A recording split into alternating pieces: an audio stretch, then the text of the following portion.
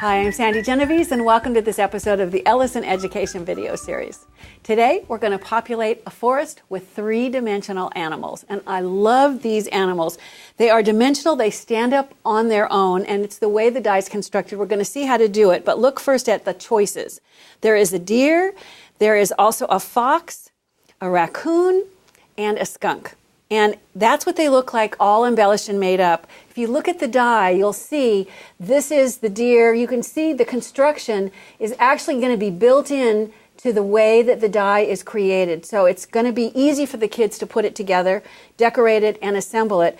And it's going to happen with these tabs that are on the bottom of each of the dies. So I'm going to show you how to build the raccoon. Here I've got one that I've cut out. You can see when I've just cut him out of gray. While he's flat is when it's actually the easiest to decorate. I won't stop to decorate the whole thing, but your kids can decorate with a white marker, with a white crayon, whatever you happen to have that's handy. And of course there's lots of other places that are white, but that's enough for you to see how it works.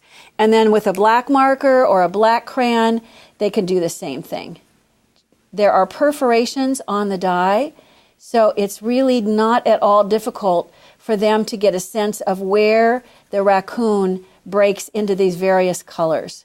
So as I said, there's other places that you might want to decorate, and because it's dimensional, if you look here, you can see not only do you have the front to decorate, but you have the back to decorate too. We're not going to do all the decorating now because you can see how that goes together. Let's look at how to assemble. It's very simple to do. Where the body attaches in the middle is the first fold you're going to make. So it's a mountain fold, and you want to fold it in a way that the body lines up from the back with the front. So I'll lay this down so you can see how this is going to line up. If you make sure that it lines up, that will ensure, and then press for the fold, that the four legs are going to all be flat in the same place, so that when you go to have it stand up, you won't have any legs longer or shorter than the rest. That's the first fold. Then you want to come into these tabs, and you fold on each of the tabs in toward the inside of the body. There are little slits in the tabs, and interlocking those slits, that's how easily you're going to be able to put these little guys together. So remember it's paper, so it's very easy to manipulate. I'm going to slide this until these slits are aligned, and then just push them together, and you can see how it's going to create. This would be the back, and if I turn him around, this would be the front, and this little guy isn't decorated, but if I bring this one over, you can see just how cool it is when he's fully embellished. And of course your kids are going to have a really fun time doing that. Well, if you're studying the forest, let's look at other things besides the animals in the forest. Let's populate the forest with some trees. If you look here, you can see what they look like already embellished. Here is a green tree, and then next to that is the bare tree. The thing about the trees are they're just flat shapes. There's no dimensionality built into the design, but there's a way that you can make any shape dimensional, and it's not hard. Here you can see that I've cut out the tree, and I cut it out of copy paper, and I folded it in half, and then I'm using this as a guide.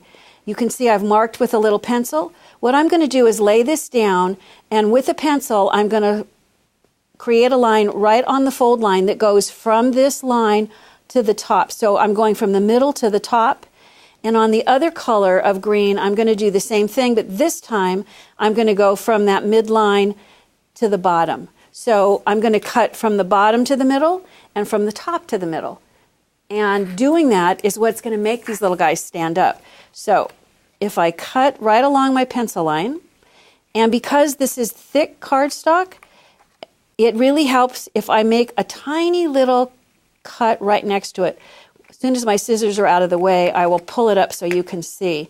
See how I've just cut this little sliver?